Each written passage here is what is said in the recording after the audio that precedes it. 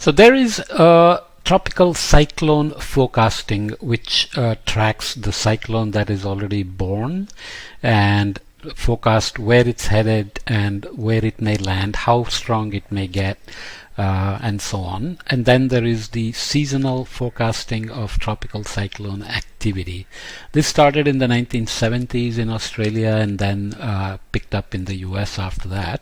Here are the groups. We'll just run through the groups and look at some methodologies they use that do forecasting of tropical cyclone activity. We looked at one example before where, for example, already the official cyclone season has started over the hurricane region, goes from June 1st to November 30th. So in May, the expected number of cyclones, named storms, estimated landing cyclones, hurricanes, and so on will be forecasted.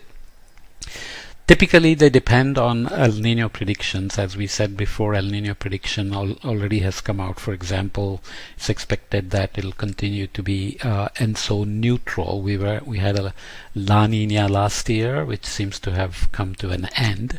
And all the forecasts probabilistically now estimate that the highest probabilities for the system to remain in essentially normal conditions in the tropical Pacific.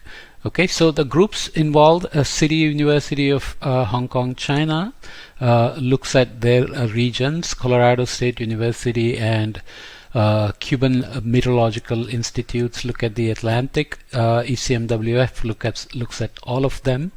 IRI, International Institute for Climate and Society at Columbia University, looks at all of these regions.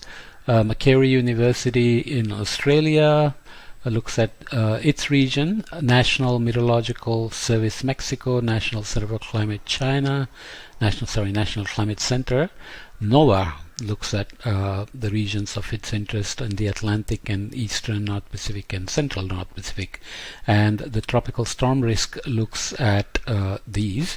And there are, I'm sure, various reinsurance industries that do their own statistical analysis because they have great interest in preparing for hurricane damage and insurance claims, reinsurance claims, and so on and so forth. Most of them, actually all of them, post their forecasts, as you can expect. Great interest exists in people, not only in the regions affected, but across the world.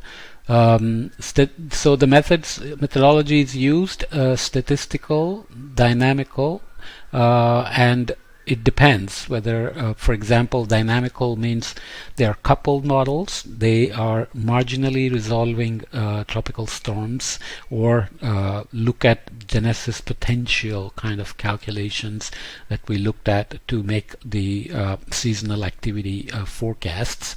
And to look at the predictors used in some of these statistical models, they range from ENSO, which modulates seasonal activity, extent of the Pacific subtropical ridge, which affects cyclogenesis, intensity of India-Burma trough, which affects MCSs and cyclogenesis, and they forecast number of tropical cyclones, number of named tropical cyclones, and number of typhoons, so the ones that will survive and evolve.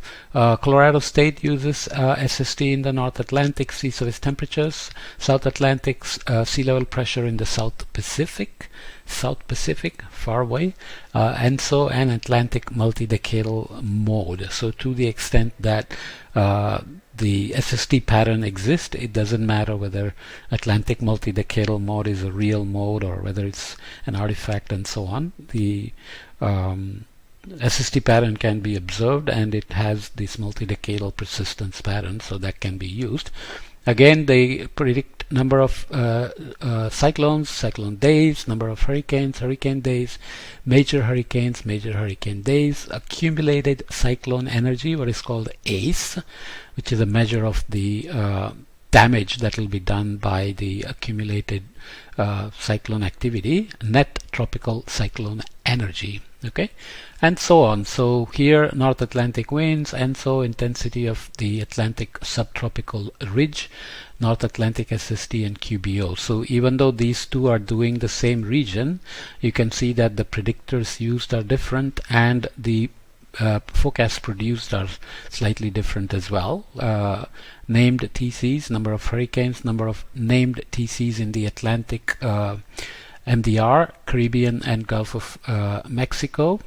First days with TC genesis in the season, last day with the TC active, and so depends on how they are using the past data to make these statistical forecasts.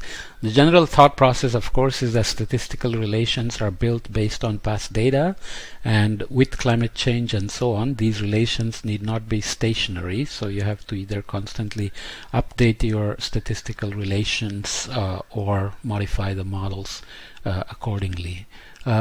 In the Australian region, you expect Southern Oscillation Index to play a greater role. Equivalent potential temperature gradient is used as a measure of instability and cyclogenesis potential. SST anomalies, equatorial wind anomalies, equatorial Pacific OLR as an indicator of convection, mesoscale convective systems, and so on. And so again, tropical multi-decadal mode, another mode of variability, Atlantic SST. And so NPDO is used by NOAA. Tropical storm risk uses trade winds, MDR SST, and ENSO and Central North Pacific SLP.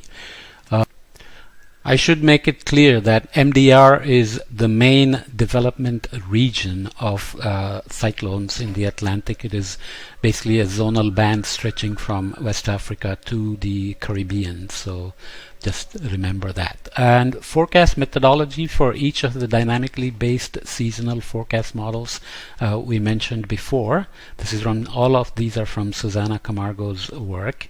ECMWF uses a coupled dynamical model, and model tropical cyclones are identified and tracked.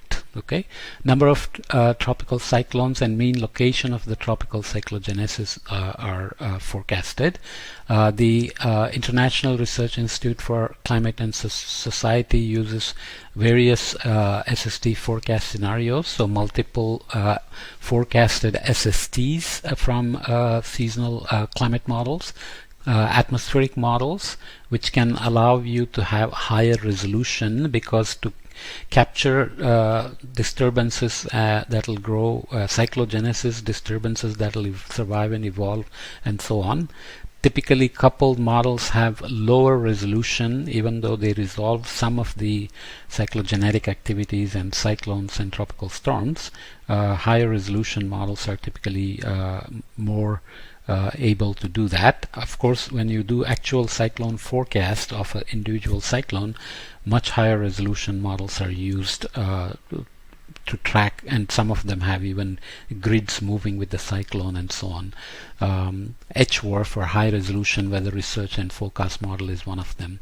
Model tropical cyclones identified and tracked, so forecast number of named tropical cyclones, accumulated cyclone energy, Northern Hemisphere only, mean location of tropical cyclones, Western North Pacific only. So the number of named tropical cyclones requires an additional step where the initial disturbance will survive and grow to be strong enough that it will be named by the WMO convention. So that's a much higher confidence than just giving an estimate of tropical cyclones for the season, or saying it will be above normal and below normal compared to long-term average number of cyclones and so on. So that's important to remember as well. Okay, this is kind of the business of cyclone forecasting right now, and you can imagine that these will continue to improve in terms of using data to initialize some of these forecasts and using additional